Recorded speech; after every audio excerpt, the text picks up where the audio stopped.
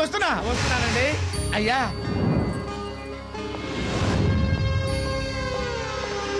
ఎవరి ఫోటో ఇక్కడ తగిలించింది? ఈ ఫోటోని ఇక్కడ తగిలించింది ఎవరని అడుగుతున్నాను. నేనే. ఎందుకు తగిలించావు? మీకు తన మీద ఉన్న కోపం పోయి ఉంటుందేమో అనుకుని తగిలించాను. ఎలా పోతుంది? జీవితాంతం వాడి మీద కోపం పోదు. వాడు హంతకులని తెలియదా నీకు? చివరి వరకు చేరనివ్వరా? ఏమిటి నువ్వు అనేది? ఒకవేళ మాధవ్ తిరిగి వస్తే చంపేస్తాను. నా చేతులతో నేనే కాల్చి చంపేస్తాను. ఏంటి చంపుకోవడం అంటే అంత చీప్ అయిపోయింది? రేయ్, నువ్వేం చేస్తున్నావు? గాజు ముక్కలు ఏరుతున్నానండి. ఎవరి కాళ్ళకన్నా గుచ్చుకుంటే ఇబ్బంది కదా, అందుకని ఏరి బయట పారేద్దామని. కరెక్ట్. వాటిని బయట పారేసి ఈ ఫోటోని తగలబెట్టు. ఎందుకురా అలా చేసా? తనే మాధవ్ అమ్మమ్మ. మొదటిసారి చూసినప్పుడే మనసుకి ఏదో అనుబంధం ఉన్నట్టు అనిపించింది. అవునమ్మా, ఆ రోజు నాకు డౌట్ వచ్చింది. तुम तो मुझे अच्छी तरफ जानते हो ना? Sir కోపడకండి sir. అశోక్ రోజు నాతో టచ్ లోనే ఉన్నాడు. ఆ జడ్జికి ఆయుష్ గట్టిది మిస్ అవుతున్నాడు. కానీ నువ్వు అల్పాయుషులో పోతావు. పర్వాలేదా? సార్, అశోక్ సంగతి మీకు తెలీదు. వాడు అనుకున్న టార్గెట్ ని ఫినిష్ చేయకుండా వదిలిపెట్టాడు. ఎన్నాళ్ళు? వాడు చెప్పిన టార్గెట్ 10 రోజులు సార్. ఇంకా అది పూర్తి కాలేదుగా. కానీ ఆ జడ్జి ఎంక్వైరీ పూర్తి చేశాడు. ఇంకో 2 రోజుల్లో సబ్మిట్ చేశాడంటే నేను ఖతం రా. ఇడియట్. సార్ అశోక్ ఎప్పుడు ఏ పని చేసినా తను దొరకకుండా చాలా జాగ్రత్తగా ఉంటాడు. అందుకే ఒక్కొక్క చోటికి 6 వేషాలు వెళ్ళి ఏదో గిమ్మిక్ చేసి సైలెంట్ గా లేపిస్తాడు. నన్ను నమ్మండి, ఇంకో 2 రోజుల్లో మీ టార్గెట్ పూర్తవుతుంది. అవ్వకపోతే ఆ జడ్జిని నేను లేపేస్తా. లేకపోతే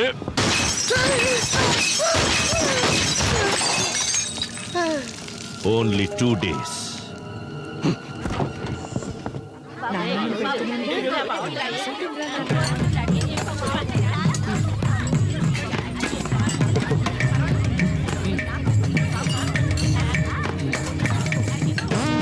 అరే బామ్మర్ది, తిన్న చాలు ఆపరా, కడుపు పగిలిపోద్ది. తిరిగిటు. అమ్మా ఇప్పుడు ఎందుకు కొట్టారు? వీడిని బామ్మర్ది అని పిలిచినందుకు. అమ్మా చెల్లెల్ని చేసుకోబోయాడు, మా ఊళ్ళో బామ్మర్ది పిలుస్తారు. వీడికేం కర్మరా నీ చెల్లెల్ని చేసుకోవడానికి? చేసుకుంటాడు. అదిగో నా మనవరాల్ని చేసుకుంటాడు.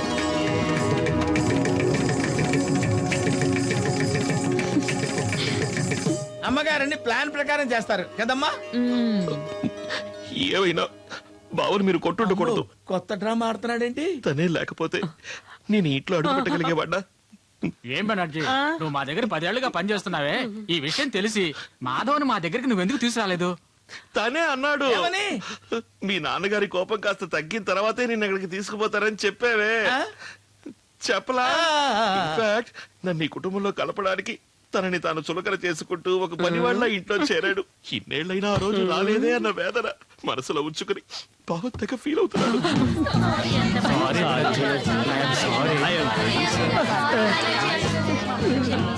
నాకు స్పాట్ పెట్టాడు. నువ్వు తెలివి తక్కువవాడవని అనుకున్నావు, కానీ ఇంత మంచివాడవని మాత్రం ఎప్పుడూ అనుకోలేదు. మీకు నా కృతజ్ఞతలు. అది సరే అంకుల్, ఇవాళ మీ భాష వేరే రకంగా ఉంది, ఎందుకని? చిన్న పాప చేతులు చిక్కున్నాడు. చిన్న వయసులో నా తెలుగు భాష ఇదేనమ్మా. ఆ యాస మధ్యలో బావ వాళ్ళ ఊళ్ళో వచ్చింది. మధ్యలో వచ్చిందని మధ్యలోనే వదిలేసా. Very good. అయ్యో జడ్జి, 1 minute. ఒక ముఖ్యమైన విషయం, వీడు మాధవన్న సంగతి మన మధ్యనే ఉండాలి. ఆ రాజమానికి గాని నా కొడుకు గాని తెలిసిందో చంపేస్తారు. కరెక్ట్. ఎవరినమ్మా? నిన్నేరా. నువ్వు బుద్ధిమంతుడు అని అందరూ అనుకుంటున్నారు. అది అలాగే ఏంటి? అలాగే బాబు గారు. ప్లేట్లు ఎండిపోతున్నాయి, తొందరగా ఇప్పుడే తీసేస్తాను. వీడికి ఎంత పొగరు. వచ్చేస్తాను అన్నయ్య గారు. అయ్యో సాబ్, ఇక్కడ రక్త సంబంధం బయటపడింది సార్. అశోక్ వాళ్ళ బిడ్డ అంటున్నారు. ఏమీ సమజ్ కాలేదు సార్. ఇక 2 రోజులే టైం. లేదంటే మనమే లేపేద్దాం. ఆ జడ్జిని మాత్రమే కాదు, వాడిని కూడా. ఓకే సాబ్.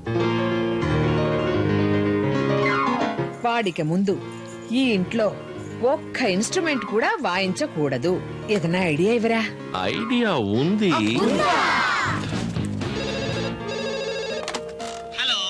మిస్టర్ రాజమాన్, గిటార్ లో బాంబు పెట్టి జడ్జిని చంపాలనుకున్న వాడిని నేను.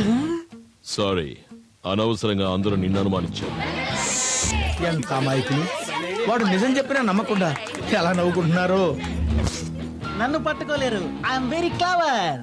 గుడ్. కానీ సంగీతం మీద ఉన్న తపనతో ఆ పియానో మీద మాత్రం చెయ్యి పెట్టకు. ఎందుకంటే ఈసారి బాంబ్ ని జడ్జి గారింటి పియానోలో పెట్టాను.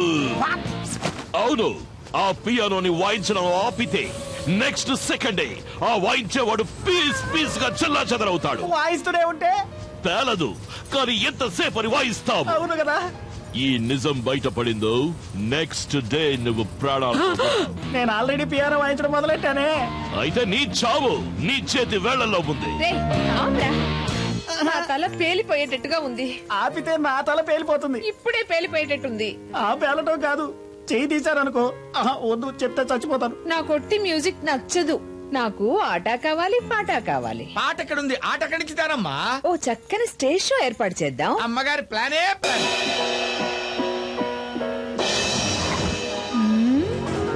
సూపర్. ఓకే, రాజారాణిలు ఎక్కడా?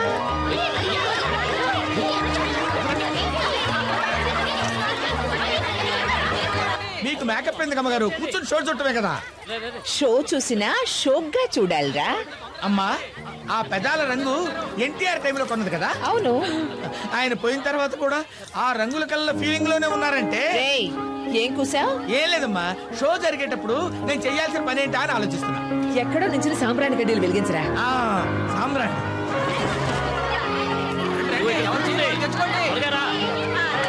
అయ్యో వద్దు. ఏయ్, నేనే రాసుకుంటాను. అయ్యో అంటుకుంది, ఇంకా ఎందుకు ఎలుకులు? అమ్మా, అయ్యో ఈయనకేమైంది? Music director, hello hello hello, line dead.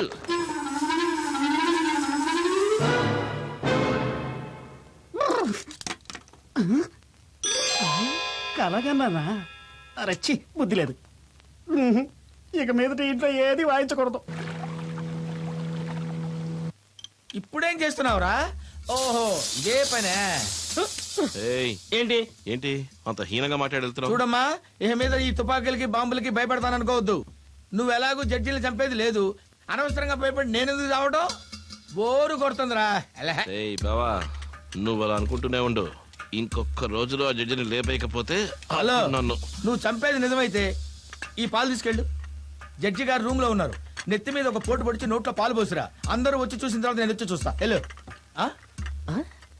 ఇదేంటి, ఎప్పుడు వాడు బెదిరిస్తే మనం భయపడతాం, ఇప్పుడు మనం బెదిరిస్తే వాడు భయపడుతున్నాడేంటి? ఈ రోజు నుంచి వాడిని ఇలాగే భయపెడతాం.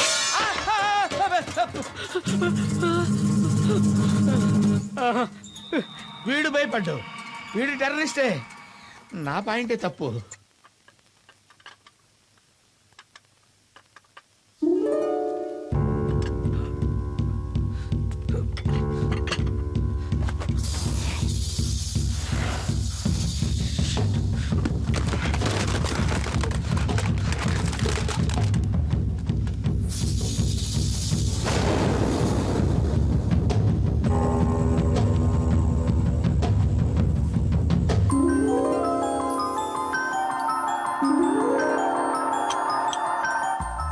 ఆయన మీద పడకూడదు, ఆయన చుట్టుపడేలా షూట్ చేయాలి. ఓకే, ఏంటో చెప్తే ఇంట్రెస్టింగ్ గా ఉంటుందిగా. ఇదే, ఇది ఇంటెలిజెంట్ గేమ్ రా.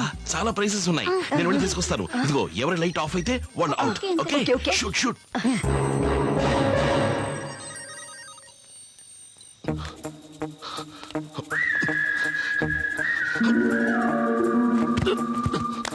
ఏం చేస్తున్నారు ఇక్కడ ఈ టైంలోనా? వెళ్ళి పడుకోండి, వెళ్ళండి.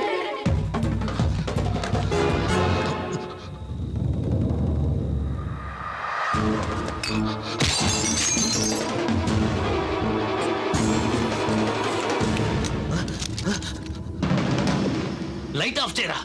ఇది నీ పని కాదు, మర్యాదగా వెళ్ళు. నీ వల్ల కాలేదు, నేను చంపుతాను. ఎలాగో చూడు.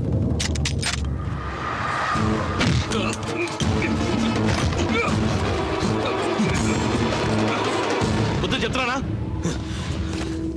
నిన్ను?